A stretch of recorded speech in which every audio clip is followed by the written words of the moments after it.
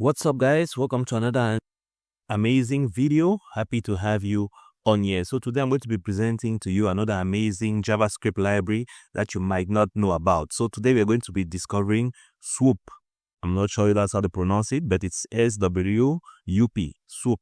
So it's a versatile and extensible page transition library for server-rendered websites. So if you don't understand what that means, but basically when you have a website or a web page and you transition to another page on that website, there's generally no animation. So the other page just loads, and depending on your internet speed, is going to load either fast or slowly. But generally what happens is that the page just appears, or the elements just disappear on the previous page and the elements of the new page just appear.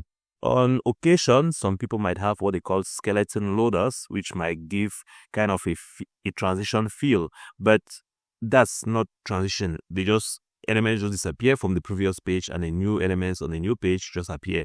But what this JavaScript library is going to allow us to do is to have transition elements for our pages. And there's a precision that we have to make here. Is server rendered websites. It's not normal website. It's server rendered website. So you have to use frameworks which allow for server rendering, server-side rendering. So if you are not using those frameworks like Next.js or Node.js frameworks, then you might not be able to use this library. So this is an important feature to mention. So let's check out what I mean. Maybe I might be talking and you don't get it, but let's check out what I mean. So when you go to your website, swup.js.org,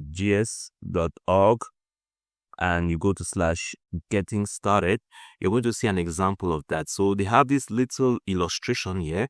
I don't really find it very telling, but it kind of gives you the idea. For example, here you can see how the person is transitioning through the different pages.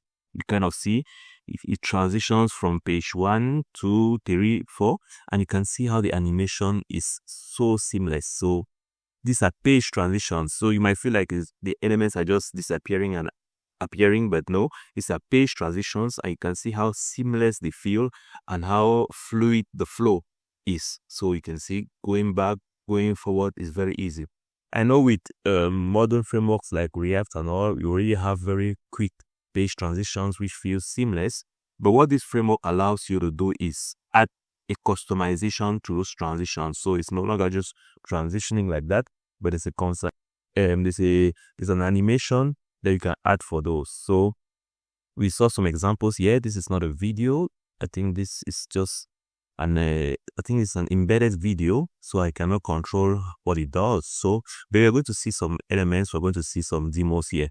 So let's go ahead and see maybe some examples so that you understand better. So let's go to the demo page. But I think the best place to see is on the showcase. So we are going to be checking out some showcases. So let me just open a couple of them. There you go. And then I'm going to see. So for example, on this demo page that I can manipulate, this is our first page. If I click on next page, you can see how the elements just disappeared and faded away, and the new elements faded in. So it's kind of difficult to tell because the pages are having kind of the same feel. So it just feels like it's just this component that disappeared and the next appeared. But in the different showcases, you're going to see that better. So for example, here you can have an idea of the different animations or transition effects. So you can see elements can disappear and appear, fade, swipe, and so on and so forth. These are like page transitions. You see how the page not only load fast, but equally just switch to one another very seamlessly. They have color transitions of different sizes or shapes, and so on and so forth. I really like the gradient effects. It looks very interesting. Pop-up and so on and so forth. Yeah, like there's so many of them. But let's just see it in action. Maybe look at like this. It doesn't give you the full picture.